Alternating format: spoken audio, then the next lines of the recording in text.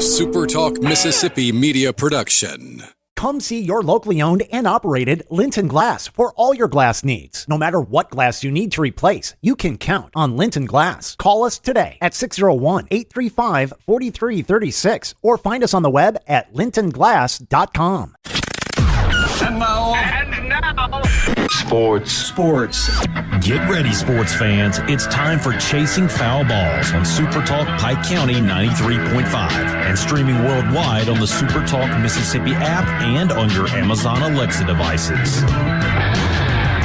Chasing Foul Balls, your weekly source for all the sports news and interviews important to Southwest Mississippi.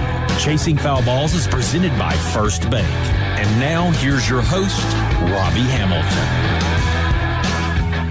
Well, good morning. Welcome to the Friday edition of Chasing Foul Balls right here on SuperTalk Pike County 93.5. Glad to be with you. Our guest this morning, the athletics director at Southwest Mississippi Community College, Ken Jackson, will join us, along with the head softball coach of the Lady Bears, Coach Shea Johnson, who picked up his 200th win last week. So we'll have a chance to talk to Coach Johnson about that. Glad to have you along. Don't forget, if you would like, you can join us on the internet. Go to supertalkpikecounty.com. The right-hand corner, you can click on Listen Live, and you can listen to this morning's program. Or you can want to go back and listen to any of your previous programs, any of the podcast availability on Amazon, Apple, or Spotify. You can catch us there.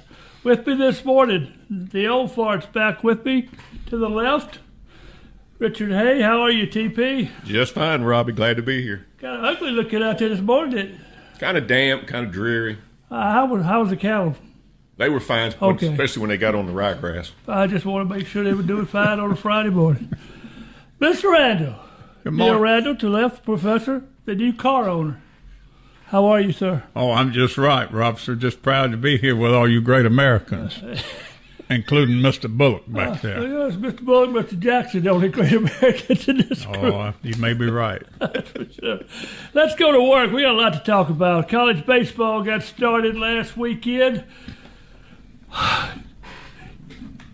A full weekend, to say the least. And now this weekend, kind of tournament time, different tournaments teams are going to. Richard, Mississippi State, what did you feel like after the first weekend?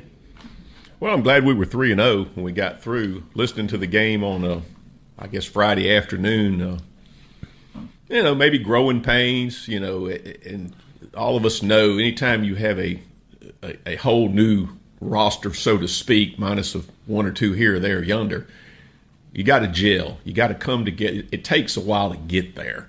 A lot of those kids had played a lot of college baseball. They'd never played in front of 13,000 people.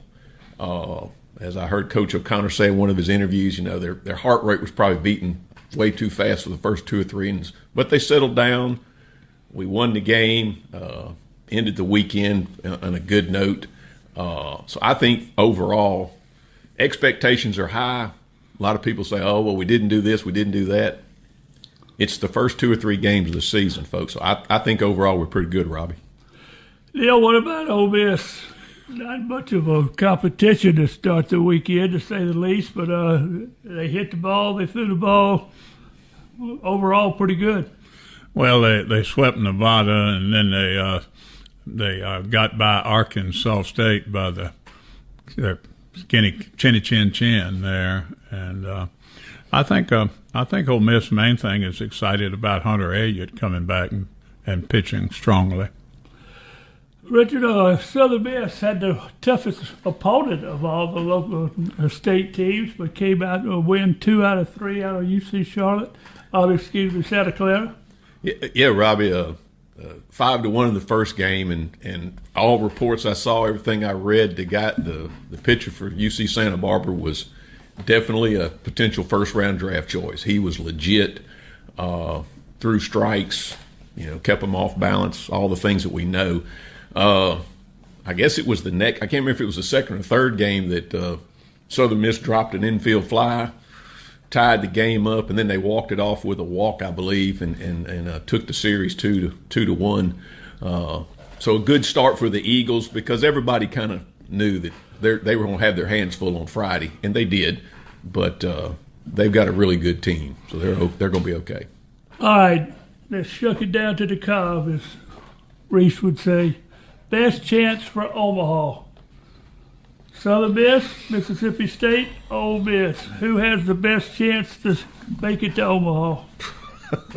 Neil, let's jump in there and let you be the first one out of this. Well, I don't feel qualified to answer that, but I kind of like Richard giggling over there. I would say Mississippi State at this point, but it's a long season. A lot of things can happen, injuries, breaks, what have you. But I'd say State at this point, but I'm sure I'm wrong once again. Did he say he's not qualified? I think that's what I heard. Mr. Bull, mark that tape. We want to go back to it sometime. Gotcha. What about you? Oh, Robbie, I'm like Neil. Boy, we've played 3 or 4 games, and but right now, roster-wise, you would probably give State a little advantage. Ole Miss is going to play better as they get rolling. Southern Miss has got as good a team as anybody of the 3 that are in the state right now. Maybe don't have all the high-end recruits and stuff and transfers that have come in, but I'd say I'd give State a slight edge, but there's a possibility we could have 2, maybe all 3 of them get there, which would be great. Boy, that's some wishful thinking right there. Let's go to here. Josh Hubbard, 46 against Auburn a couple nights ago. Couldn't miss, Richard. I mean, he shot it from everywhere, every distance, and made every one of them seem. You're right, Robbie. I watched the first half, and I mean, he was coming across half court, and if the defender backed off of him a step, he was just jacking it up. And I mean, the thing was, they were going in. They were nothing but net. I mean, it was crazy that he was that hot, and I'm surprised it took Auburn to the second half to put somebody in his face and say, okay, you're not going to touch the ball. Because he outscored the Auburn team in the first half by himself. And then they came out with that kind of defense the second half. But why'd they wait? Why'd they wait that whole half? Even though he played as well as he did against Auburn, I'm going to ask you this question, Richard. Is Josh Hubbard unappreciated by Mississippi State fans?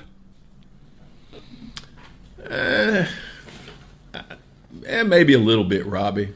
Well, he's the guy that, of course, you have the diehard fans that don't complain about everything, but, other games he'll miss 2 or 3 shots and you'll see, well, they ought to pull him out. They ought to not play. The game goes for 46. I just feel like he's unappreciated by the fans of his own school. As loyal as he has been, he is still unappreciated. And that's a lot to that. I mean, it was 2 or 3 games ago. He missed a couple free throws down the stretch. I don't know if we'd have won. I can't remember who we were playing. And there were people just, oh, my God. I said, I don't know that anybody's ever played a game of basketball was a 100% free throw shooter. You miss one every once in a while. Okay. But everybody was on the bandwagon being a fan the other night when he was throwing in 35 in the first half. So you're probably right. I appreciate the heck out of him. I'm glad he's shooting for us. It's like they used to say about Jeff Malone. Bob Boyd used to say, as long as he's shooting for us, we got a chance.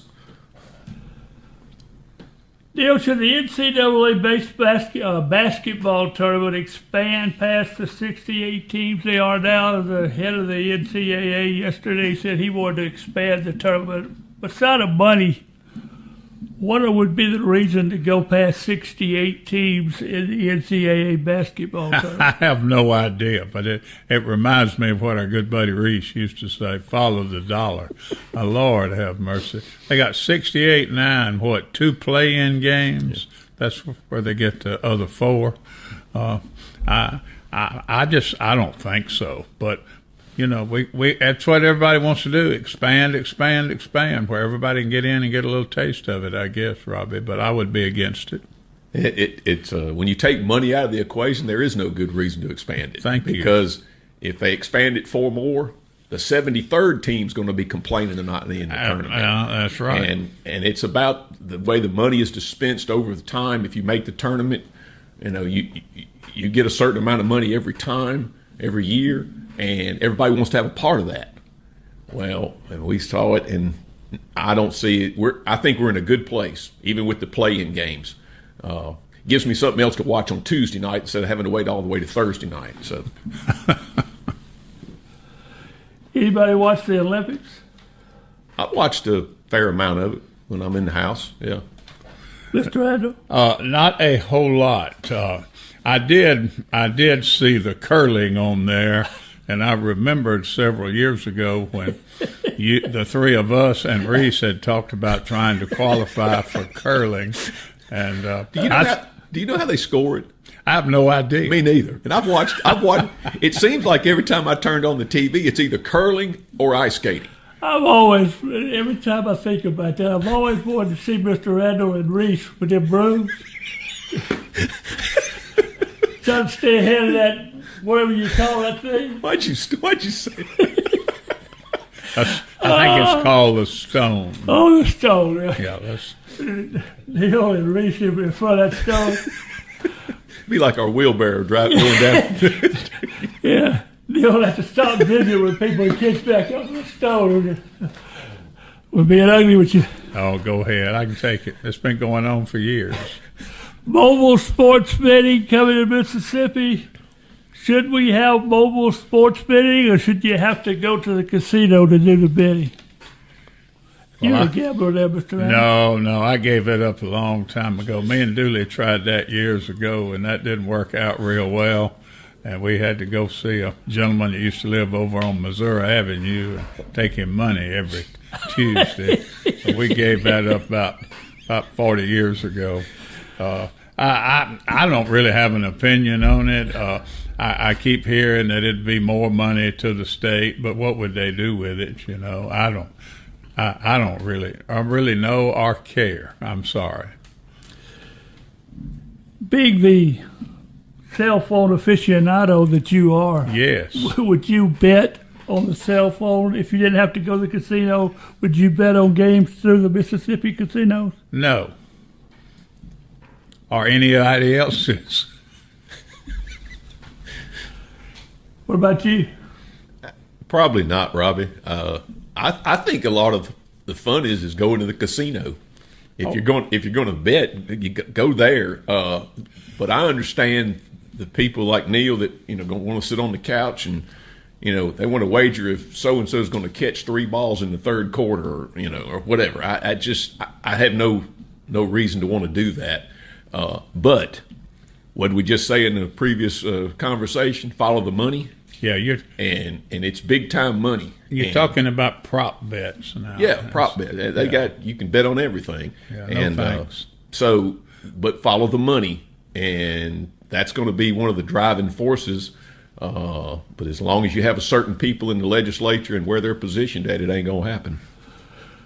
Deion Sanders has a sign in his dressing room in Colorado that says this. It kind of explains it all. You play good, they pay good. Pretty good way to say it, isn't it? That's kind of the way it has evolved, yeah. You got playoffs going on to high school. First round playoffs, MHSAA, 5A boys. Tomorrow, Brookhaven's at Stone, North Pike at Wayne County. 5A girls play tonight, North Pike at Northeast Jones and Purvis at Brookhaven. The second round in the 1A through 4A gets started tonight. The boys, 4A on Saturday, South Pike's at Raymond, Purvis is at Brookhaven, and 5A Purvis is at Brookhaven and the girls. 5A boys, Franklin County at Quitman on Saturday. I'm going to get this right yet. 3A boys, Franklin County and Quitman on Saturday. Franklin County Pisgah girls tonight. 2A boys on Saturday, Lloyd Star at Pelahatchie. Mid County at Heidelberg. Bay Springs at Wesson. 2A girls tonight. Enterprise at Newton. Lake at Lloyd Star. And 1A girls Friday tonight. It's Bogachill at Sebastopol. And Becky Adams at West Lincoln. In the MAIS, we got one team left, the Park Lane girls. They play this afternoon at 4 o'clock in the second round. That's a play MRA rematch of last year's championship overall game. So they'll play tonight at 4 o'clock up at Golden Dome at Mississippi College. Well, guys, time to get started. Ken Jackson with us. Shea Johnson will come up around 30 minutes or so. We'll find out what's going on at Southwest Mississippi Community College with Ken Jackson right after this.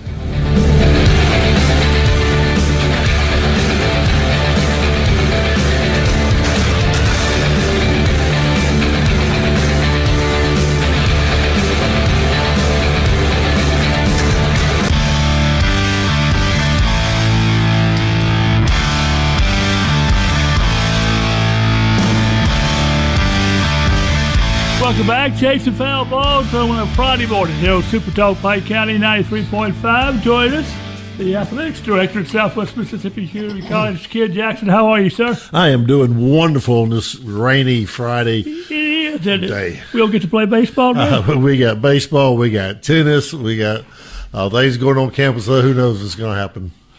Well, before we start Southwest, I got to have a Cooper update. Last time I saw him, he was chasing passes over the shoulder. How's Cooper update. How's Coop? Cooper's doing wonderful. Let's see, he just got through playing basketball and playing flag football.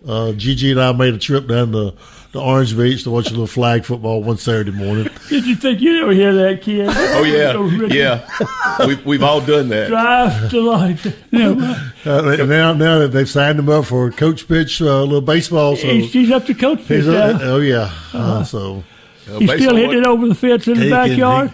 He's got two pretty good teachers, so I can't complain about his swing. Whoever his coach pitcher is, better watch out. That's right. In case of course, the funny thing, Ben has gotten into he's umpiring now. Yeah, so he umpired his first high school game last night, and he said it was good. Did he survive? He survived. Okay. He survived. Well, more people will know Cooper, the grandson. Absolutely. In Orange Beach? Orange Beach. Well, I tell you what, seeing those pictures on the internet, that Coop can go now. Tell us what's happening in Southwest. Like you said, normally spring would slow down a little bit, but now at community college, spring is just like fall and winter.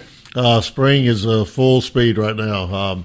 When you texted me the other day to ask me to be on the show, I started thinking about everything that's going on. And like today, we've got baseball, we got tennis. I think a women's soccer team is heading to West Florida to play some kind of scrimmage down there. Basketball last night. Football spring training is right around the corner. Men's soccer is traveling, I think, Saturday to go somewhere, so it is full speed. What about as far as projects? I know you've completed quite a few. Anything on the horizon that you're working on? I think the last time I was on here, we talked about, I think we had 11 construction projects going on at the same time on campus. I think we're down to about 3 or 4 right now. Right now, the biggest that you'll see if you come on campus is going to be our on the south side of the gym is a volleyball dressing room being built. We got one thing about that gym that was built in 1963 was there's no dressing rooms in there. I don't know what they were thinking. Dress on the dirt underneath the stands. I don't know. Yeah. But we're building a new dressing room on the south side for our women's volleyball team, and we're finalizing the baseball stadium. There's always things going on there, but we are in it. It's absolutely a great place to come watch a baseball game. I mean, I cannot complain about that. And then we got the video board up. I was going to say brand new video board last week, and so it was operational. Well, the video board was on last week, but now today we got the scoreboard working and the video board working. How do you go about running the video board? I have no idea. Oh. Don't ask hard questions. Exactly. I should understand that you shouldn't ask hard questions. He's just the athletic director now. I sat in He's not in charge of the tech. That's right. Yeah. I sat in a webinar yesterday. After an hour and 20 minutes, I just walked out. I said, guys, y'all got this. There's 3 young guys, all of them 23, 24 years old, that are fired up about this thing, and they're playing with it, and they're adding graphics to it and what can we do this. And two of them actually worked the video board at Duty Noble the last couple of years and Scott Field. And so they understand what they're trying to do, the direction they want to get to, but they're excited about it, and I think it's gonna be nice when I think it's a process of getting it all put in. You don't just go out there and just have it all in immediately, and normally you have several weeks to get this thing ready, but we have several days or hours to get it ready. So. What you gonna do with the old school board? We have covered it up. I saw that. Yes, Saturday morning or Sunday afternoon, I don't remember which way it was. Coach Edmondson texted me and showed me the picture, and this was before the new scoreboard was operational. And I said, I'm assuming the new scoreboard is going to be working next week. He said, I hope so. But we have covered it up. He's got a little display up there. He's wanting to call the baseball field Paradise. Playing on Bears in Paradise, and so it's a good little addition to the field. It changed the name to Alumni Field? It's Alumni Stadium. That's where they were trying to put together some graphics last week for the field, for the video board. They got a little bit ahead of themselves, and the guy who did it named it Alumni Field, but it's Alumni Stadium. We can still put a name on it. We're still looking for that donor that you give me the money. I'll put the Robbie Hamilton Alumni Stadium. You name it, I can do it. Yeah. Deep pockets. Neil Randall Alumni Stadium. How about that? Deep Sounds pockets. good. Y'all go ahead. The check's in the mail. Deep pockets back here. Right. And, of course, then other things got going on. I know Coach Johnson will be here in a minute. Probably going to have some additions to the softball stadium coming up pretty soon. Ken, you talked about construction projects. We'll just use TrackMan as an example. That's one of those, I don't want to call it a gimmick, but something that adds to a certain sport or sports. If Ken Jackson had a wish list and he could write down 2 or 3 things that would help other sports, all sports, what would be on your list to go along with all these construction projects? Yeah, that's a great question. Obviously, you're always just looking to add things to add to the atmosphere of the game, and the wish list could, I'm always looking at different stadiums and different complexes and seeing what they're doing. The TrackMan is unbelievable what they're using in baseball now. That information, that they're receiving that I didn't have whenever I was coaching, whenever you were coaching. We use model tops trying to get spin on the ball. I mean, thinking about everything we did, putting tape on the ball so we could see the rotation and now all that. It's amazing. But, I think the biggest thing right now is probably our Bear TV is continuing adding to Bear TV and adding to the ability to show the games to people who are not able to attend or living outside the area, and they just continually adding to that, and that's what we are continually doing that.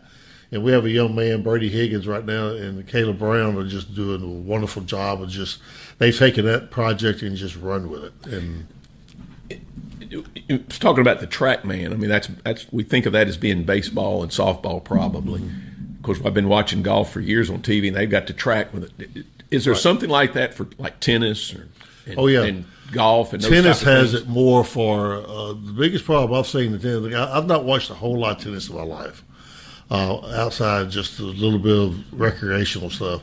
The biggest problem in tennis, I think, is it's supposed to be a gentleman's sport and all that kind of stuff.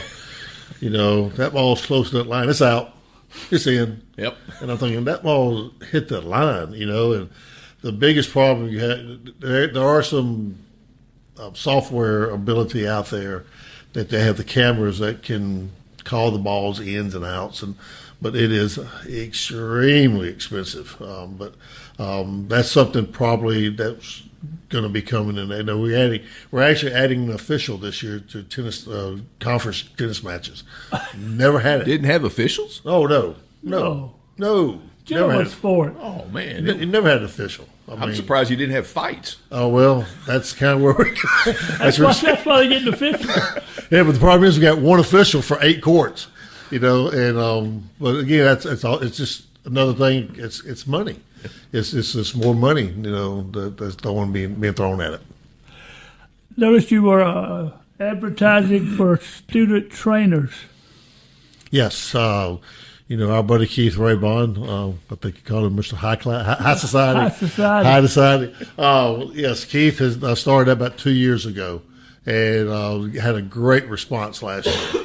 Again, you know, we're just limited with the people in our area, and a lot of them don't have students in high schools that want to be trainers, you know, or help with football or baseball. But right now, we have enough student trainers on our staff that every time we have a team that goes off campus, they're taking a student trainer with them. You know, which is kind of something we have not had in the past, and between Van Treese and Keith, they can't keep up with travel. You know, playing a home game, we got a softball game, a tennis game going on here, and then you've got, you know, baseball off on the road or soccer on the road. You know, so you got 11 sports, and last week I think we had 10 of them all doing something. You know, one day. Tough night last night up in Colin for the Bears, but still in the playoff hunt on the men's side. I thought our girls' play was a very competitive game. We got so many injuries on our girls' team, and they are. Brent Harris does a great job with our girls. He takes what he's got and really makes it very competitive. They just got outplayed there in the third quarter, really and truly. And Coach Stevens did a great job of taking advantage of some of our weaknesses. Men's game, I'll just say Colleen got hot at the right time. They hit some 3-pointers on third, beginning the second half, closed the gap. And you know, in basketball, you got to make free throws. You know, you got to make free throws. And we missed too many free throws last night. And then we got cold at the end of the game, and I think the emotion kind of got to the best of us. But our basketball teams are very, very good. I mean, they're very competitive. And if you were here the other night for the Northwest game, I mean, we put up 125 points. And that's one of the craziest basketball games I've ever seen. That was a true NBA game. There was very little defense being played. Northwest just up and down the court. Ken, from the standpoint of the athletic administration, how has the chaos at the NCAA level affected down here? And I know that, I mean, we ain't got enough time to get into all that, but it obviously affects what you do and our coaches do because of all the constant movement. How does that go? I'm gonna say probably the two sports that it's affected more than anything is football and men's basketball. Obviously, the two big sports. I don't see it much in the women's basketball as much, and I don't see it in baseball or softball. I've talked to Coach George, you know, obviously the last few weeks, you know, with the signing day back in early February, and the way he's got to leave some spots open out there, because when the spring training rolls around, you're going to have some guys who are going to, you know, now that the portal's closed, per se, they can't move. Yeah. So what they're going to do is they're going to come down. If they say they're not playing, you know, they're going to go find places to play, you know, and we've picked up several players out of the portal.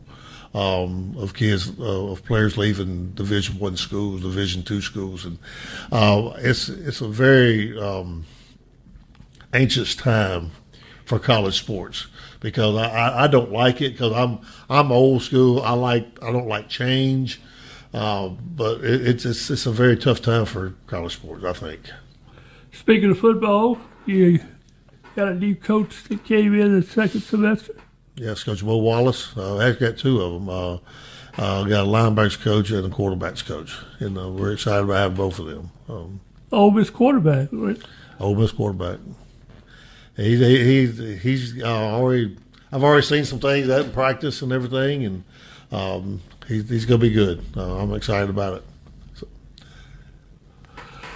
When you look at the overall plans for Southwest Community College athletics, what's the next big thing on the horizon? Is there a new sport, a new construction project? What's the next big thing on the horizon? I'm not real sure. Come on. Oh, that means there's something there, Robbie. I don't think it's a sport. You among friends, yeah. I don't think it's a sport. I don't see what other sport we could add right now. I know the big thing in our world right now is esports. That's a big thing. There's some archery out there. You don't coach that? No.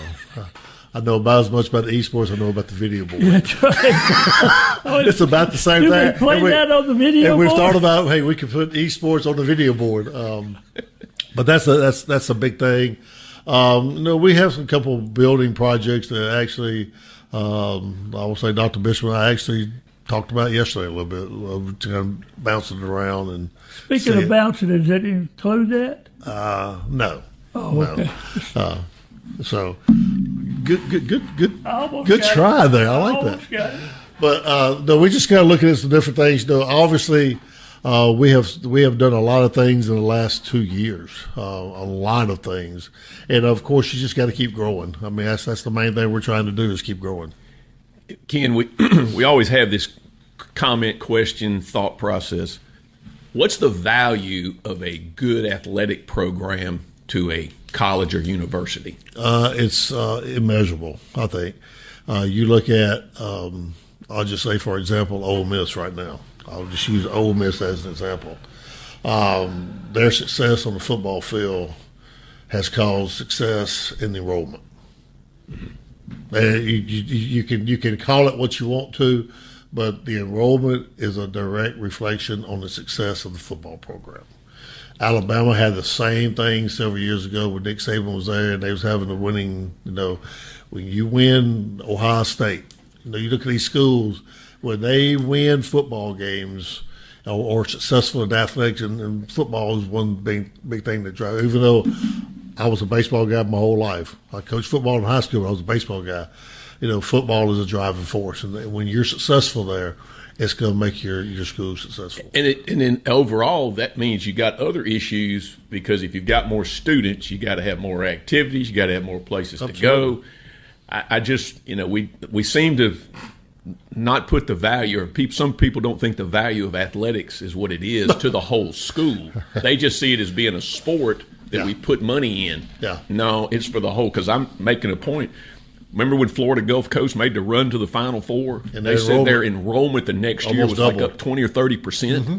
That's right. And I've seen it happen, as you will. I will want to say, speaking of that, we're proud of what just came out this week with being ranked number one in the state again from NISH.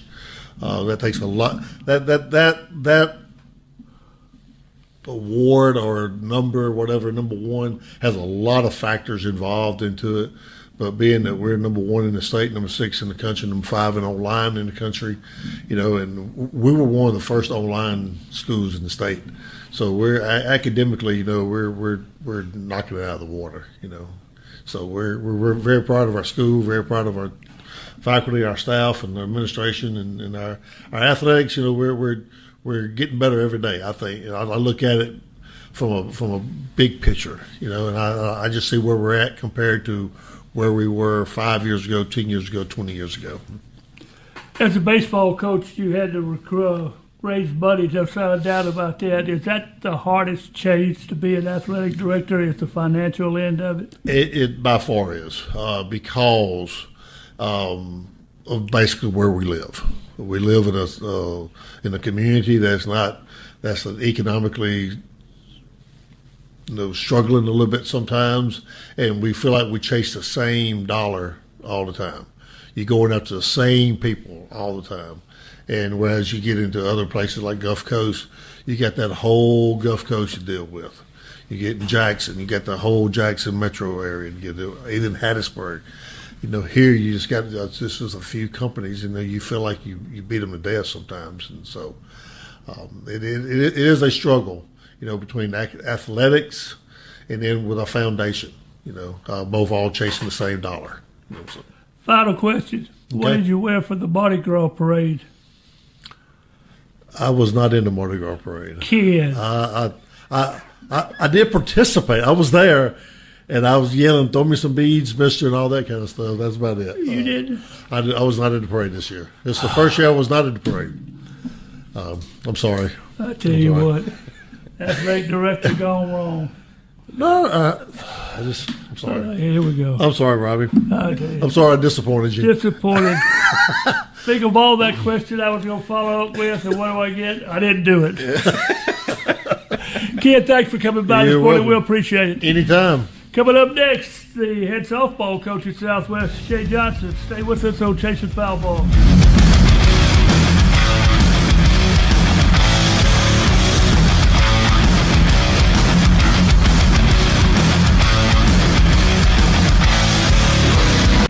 Sports. And now sports. You're listening to Chasing Foul Balls on SuperTalk Pike County 93.5 and streaming everywhere on the SuperTalk Mississippi app. Chasing Foul Balls is presented by First Bank and brought to you by East Macomb Body Shop and Guy's Pharmacy. Now back to Chasing Foul Balls on SuperTalk Pike County 93.5.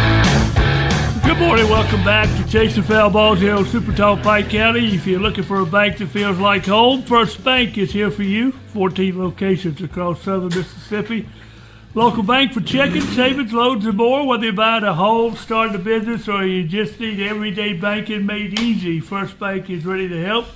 You can stop by your nearest branch or visit firstbankms.com today. First Bank, where customers and community matters most. Member FDIC, an equal housing lender. And join us, the head softball coach at Southwest Community College, Shea Johnson. How are you, sir? Doing great. Thanks for having me. 200 wins last week, huh? That's a pretty good feat there, sir. Yes, sir. Yes, sir. Been very fortunate to have some great kids and great coaches along the way. You don't get there alone, believe me. Great support from my family. A lot of time away from your own family. A lot of late nights, and so it's a sacrifice for everybody, and it's an achievement for everybody. I didn't get the wins. The wins came from the school, the program, the investment, the time, and I'm glad we're here, though, and I'm glad it was here and done at Southwest. Being an alumni and coming back here and having success has been a lot of fun. Just about going off the road, you split with Bishop State yesterday? Yes, sir. We played well. We didn't hit the ball like we've been hitting it. We had one of our better pitchers we're resting kind of to get to next week. We rested Corinne Talbert. He's the one going to Nickel State. We rested her a little bit. We didn't throw her. I feel like if we'd had her in the second game as a starter, Ballard didn't throw bad. Went 2 innings, two and a third or something like that. But wanted to get some experience with some of our younger kids, and we did that. And but when you take Corinne out of the situation to rest, you take our 2-hole with a .425 batting average and 3 dingers, that kind of hurts you a little bit. Speaking of that, offensively, you've really been pretty hot this year. What was it, 76 runs so far, 380 average, 11 home runs? You've been hitting the softball. Yes, sir. We've Larry has come in and done a great job as our hitting coach and also recruiting. I mean, you have to start with something to be able to get that. But what we're doing and our approach is a lot better. And, we're not chasing bad pitches and doing things like that. So it's given us the success. We feel like we can hit with anybody.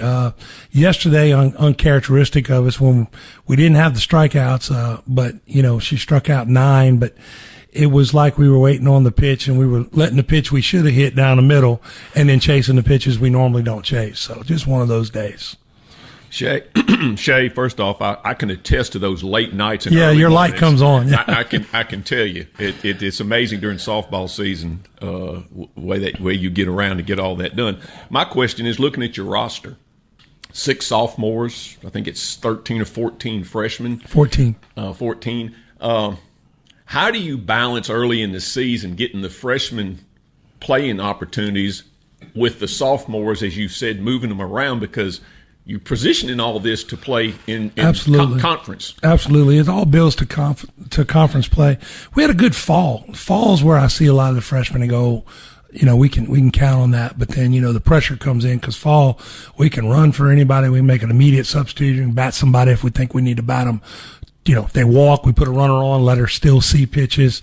So it changes a little bit in the aspect in the season as far as springtime comes.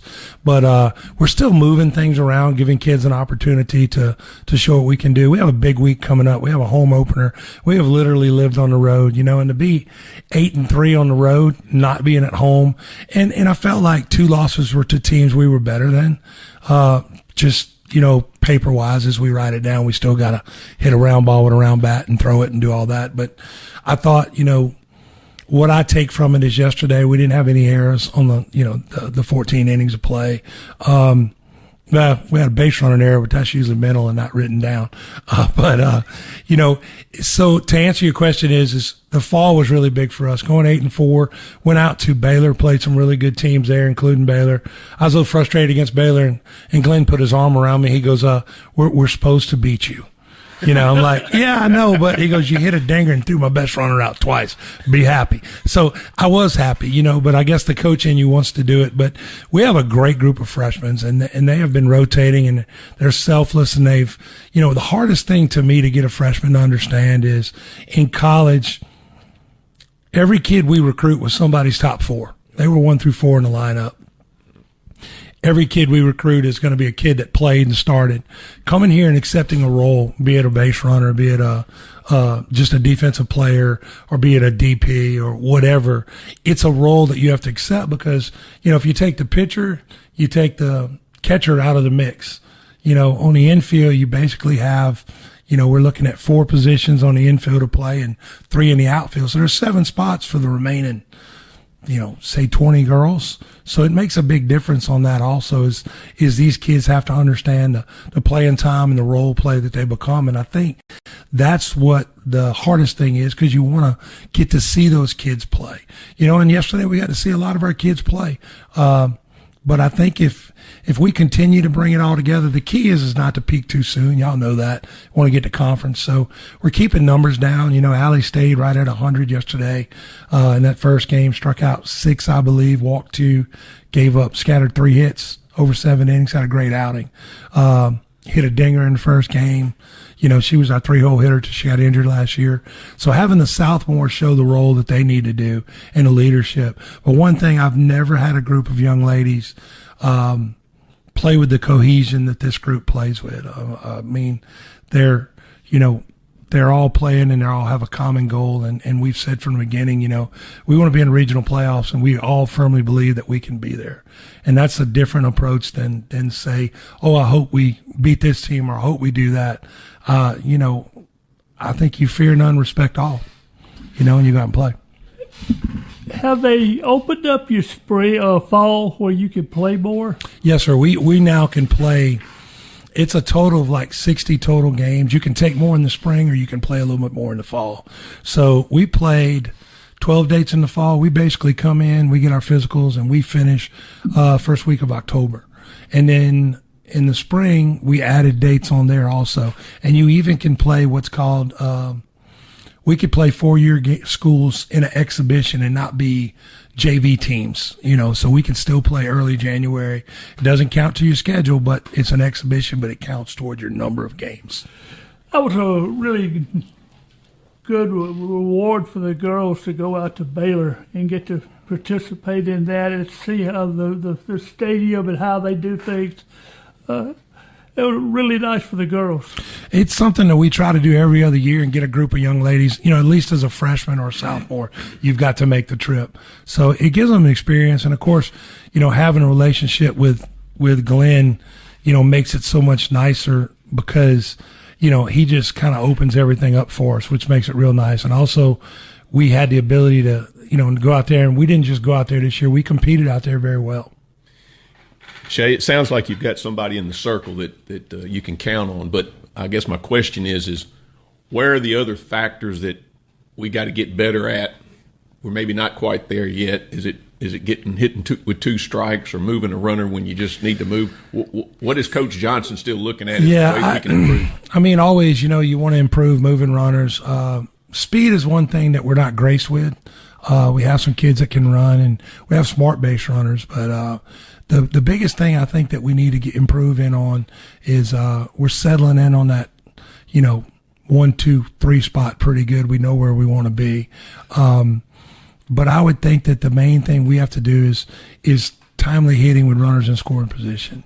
You can hit the bomb, and we're top 8 in the country on home runs, batting average top in the top 25, overall rankings in the top 30 out of 162. That's in the, I can't think of that particular ranking. It's the one we use to rank where we're at in the playoffs. I can't think of the name of it now, but so we're where we need to be. The thing that I'm looking for is to get consistent. I know where my closers are, but how do I fit my closers in? I never thought we would see closers in softball, but staffs are starting to come out and if you got a girl that can throw 62, 63, maybe climb up 65, and then you bring in a kid that can throw 56 to 58, and as Greg Maddox once said, it's where you put it. And I got one that can do that. And I got 2 that can do it really well. And so that's been a good kind of thing. I have 3 real big live arms in Allie, Corinne, and Ballard Craft. She was an ASC product, went to Pearl River, transferred back to us.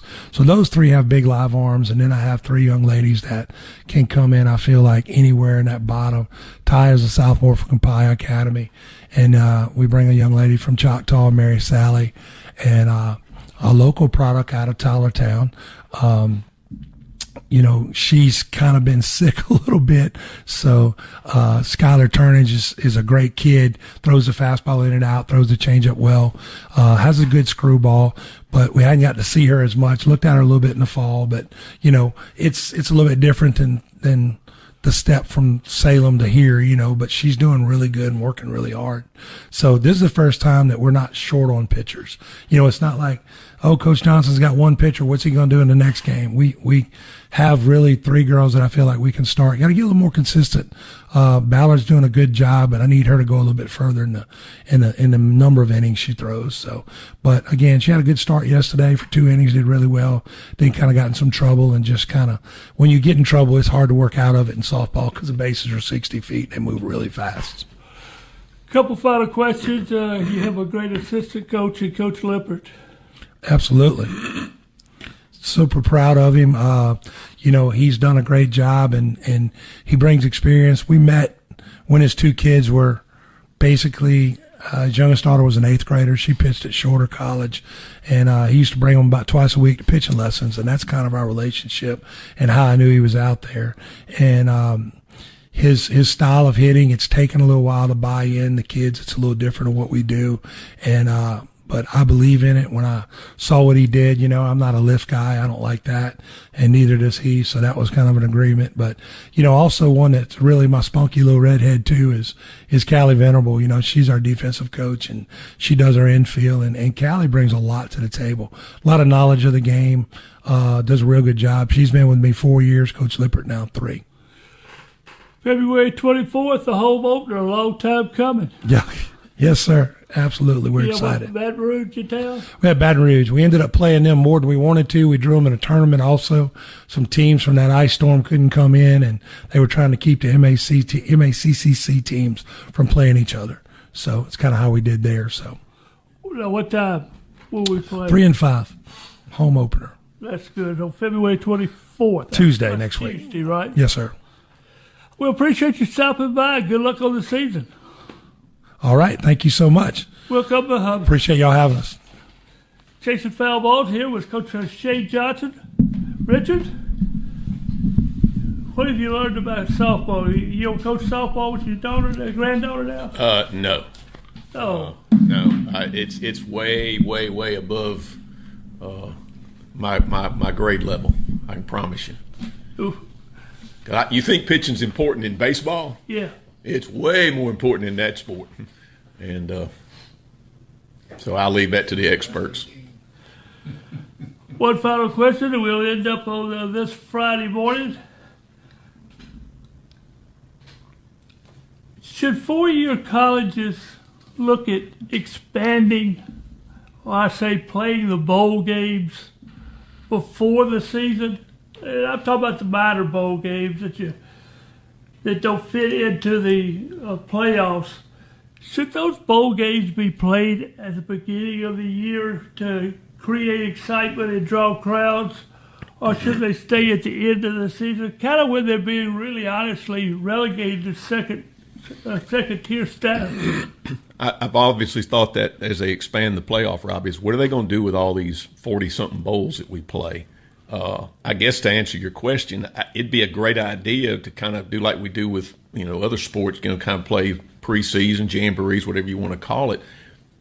I guess how would you select them? Would you just take bids and say, hey, does this team want to come play this team in Charlotte, North Carolina? It would all be pre-planned like you do have some of the games now. And for fans wanting to see their team, the way things, they don't have, I guess they're going to have spring practice this year, at least they're talking about it. Last couple of years haven't had spring practice. You don't get to know your team. You don't know who's on your team. So if you had an early game where they had to print a roster and this is your quarterback, this is your wide receiver, this is the defensive end, you have a connection with it. And I think that would be important. Now, whether people would want to travel, 300 or 400, 500 miles to see that, I don't know. Coach Deion Sanders has a sign in his dressing room that says, "You play good, they pay good." What do you think about that? You coming back to me on that? Yes, sir.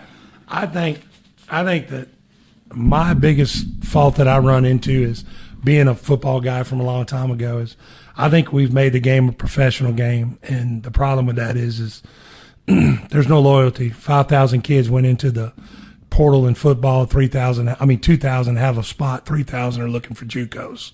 So I'm not in agreement with where it's at. I thought one of the greatest coaches, Nick Saban, said it best. You open in Pandora's box, we'll play the game, but we can't change the game. So schools like that can't afford it, can't play in the game. All about the money. All about the money. That's this Friday for Chasing Foul Balls. Appreciate you listening. We'll rejoin you next Friday morning right here on SuperTalk Pike County. Party ain't over.